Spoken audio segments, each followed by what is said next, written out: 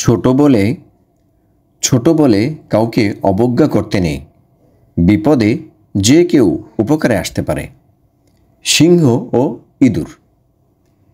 এক সিংহ তার গুহায় গভীর ঘুমে আচ্ছন্ন।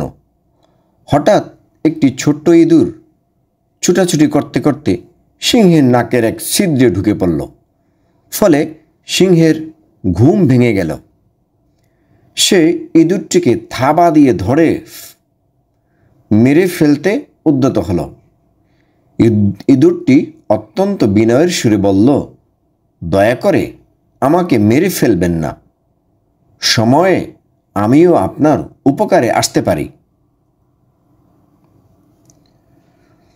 একথা শুনে সিংহটি হেসে বলল, তুই এত ছোট জীব হয়ে আমার কি উপকার করবি? যাক, সিংহটি তাকে ছেড়ে দিল।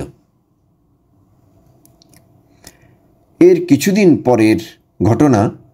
সিংহটি একটি দড়ির শক্ত ফাঁদে আটকে গেল। ফাঁদে পড়ে সিংহটি ভীষণ গর্জন করতে লাগল। গর্জন শুনে ইঁদুরটি দৌড়ে সেখানে গেল। সিংহের বিপদ দেখে সে তার কানের কাছে গিয়ে তাকে গর্জন করতে নিষেধ করল, কারণ যারা ফাঁদ পেতে রেখেছে তারা গর্জন শুনে ছুটে আসতে পারে। ইঁদুরটি এবার তার কাজ শুরু করল। সে তার দাঁত দিয়ে ফাঁদের দড়ি কাটতে শুরু করল। অবশেষে সে সিংহকে ফাঁদ থেকে মুক্ত করল।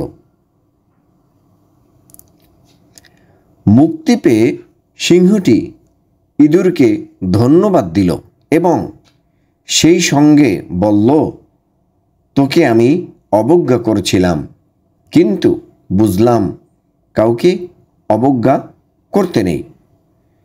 এখান থেকে আমরা কি শিক্ষা পেলাম? শিক্ষা পেলাম যে ছোট বলে কাউকে আমরা অবজ্ঞা করব না। ছোট বলে কাউকে অবজ্ঞা করতে নেই। বিপদে যে কেউ উপকারে আসতে পারে। ছোট বলে কাউকে অবজ্ঞা করতে নেই। বিপদে যে কেউ উপকারে আসতে পারে। ছোট বলে কাউকে অবজ্ঞা করতে নেই। বিপদে যে কেউ উপকারে আসতে পারে।